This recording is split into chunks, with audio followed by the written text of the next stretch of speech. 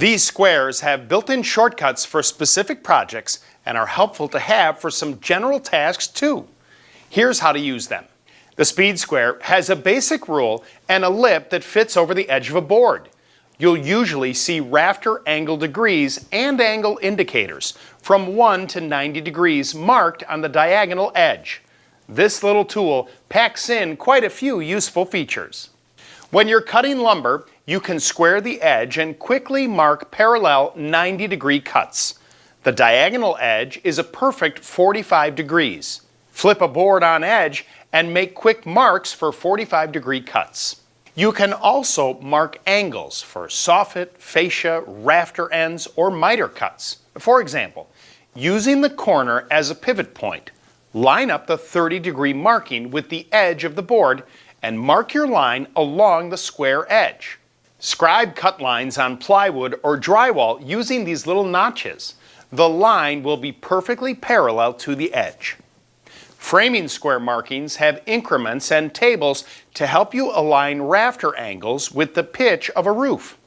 For example, if you were building something with a roof and you figured out that the pitch would rise 7 inches for every 12 inches of run, you'd line up the rise and the run markings to mark your cuts for the rafter board. Get to know this tool if you're building something like a playhouse, shed, or porch, or if you're laying out stringers for a set of stairs. It's also useful for marking square angles on a flat surface or for squaring off the edge of lumber.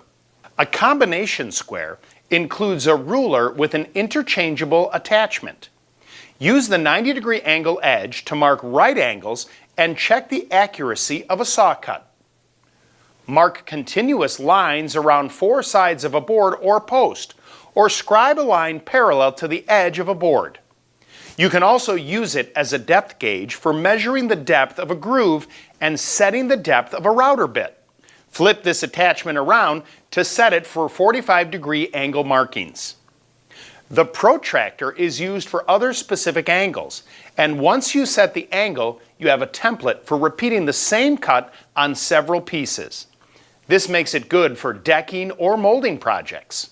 Use this attachment to find the center of a dowel, rod, or other large circular objects. Here are a couple more tips to help you choose the right tool. A speed square is a good guide to keep your saw blade in line. A combination square is also a great tool for recalibrating your table saw or miter saw blades.